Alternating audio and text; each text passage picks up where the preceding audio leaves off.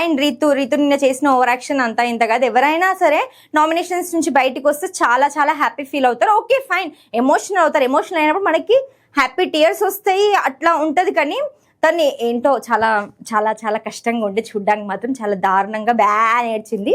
అది వినడానికి బాలే. తను బాగా మనకి అర్థమవుతుంది, చూస్తే అర్థమవుతుంది విష్ణుప్రియని ఇమిటేట్ చేయాలని చూస్తుంది. ఇమిటేట్ చేయాలని చూడమని ఇమిటేట్ చేస్తుంది. అది అస్సలు బాగాలేదు. విష్ణుకి సెట్ అయింది, ఎందుకంటే విష్ణు తన ఒరిజినల్గా అంతే ఉంటుంది కాబట్టి అట్లా ఉంది. నువ్వు తనలా చేయాలని చూస్తే ఎక్కడ సెట్ అవుతుంది? మళ్ళీ ఇంకా ఎందుకు ఏడ్చావు అని చెప్పి నాగార్జున గారు అంటే నాకు భయం వేసింది. అంటే భయం దేనికి అంటే ఐ లవ్ యూ అని అనింది.